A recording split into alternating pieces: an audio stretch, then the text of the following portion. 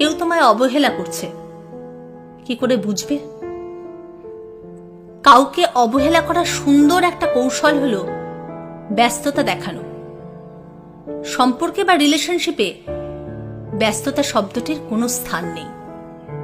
সত্যিকারের প্রিয় মানুষটা ব্যস্ত থাকলেও তোমার খোঁজ খবর নেবে, কি করছো, কেমন আছো, খাবার খেয়েছো কিনা, তোমার শরীর সুস্থ আছে কিনা। কিন্তু প্রিয় মানুষ সেজে থাকা মানুষটা অবসর পেলেও তোমার কাছে সে ব্যস্ততা দেখাবে। কেউ যদি তোমাকে বলে কথা বলার সময় পায়নি, তাহলে সেটা বিশ্বাস করো না। সময় ঠিকই পেয়েছিল, কিন্তু মানুষটা তোমার জন্য সময় ব্যয় করতে চায়নি। সোজা কথা হলো, মানুষ কেবল সেটার জন্য মূল্যবান সময় বার করে যেটা বেশি ইম্পর্টেন্ট, গুরুত্বপূর্ণ। এটা প্রায়োরিটির ওপর নির্ভর করে। কেউ যখন তোমাকে বলে আমি খুব ব্যস্ত ছিলাম, একটু সময় পাইনি, তাহলে বুঝে নিও সেই মানুষটার কাছে তুমি আর গুরুত্বপূর্ণ কেউ নয়, যার জন্য সে সময় ব্যয় করবে। ব্যস্ততা বলতে আসলে কিছুই নেই। দুজন মানুষ যদি একে অপরকে মনে প্রাণে ভালোবাসে, তাহলে তারা অবশ্যই সময় বের করে নেবে। একটুখানি কথা বলার জন্য মনটা অবশ্যই আনচান করবে,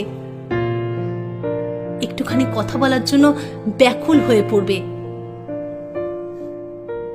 তোমার সাথে কথা না বলতে পারলে অনেক রাগ করবে, কিন্তু তোমার কণ্ঠ শোনার সাথে তার রাগটা জল হয়ে যাবে। খেয়াল করে দেখো, I am busy but I miss you কথাটা টেক্সট করতে 1 মিনিটও লাগে না। ইচ্ছে থাকলে ঠিকই মেসেজ করা যায়, ফোনে খোঁজ খবর নেওয়া যায়। ছোট্ট একটা মেসেজ দেওয়ার এত সময় থাকলেও কেউ যদি তোমাকে ব্যস্ততার অজুহাত দেখায়, তাহলে ভেবে নিও তুমি ভুল মানুষকে বেছে নিয়েছো। তোমার উচিত সম্পর্ক থেকে বেরিয়ে আসা। যে মানুষটা তোমাকে একটুও সময় দেয় না, সে একদিন তোমাকে ছেড়ে চলে যাবেই। সেই সময়টা আসার আগেই তুমি নিজের থেকে সরে যাও। কেউই তোমার মূল্য বুঝবে না যদি তুমি নিজের মূল্য এখন থেকেই না বোঝো।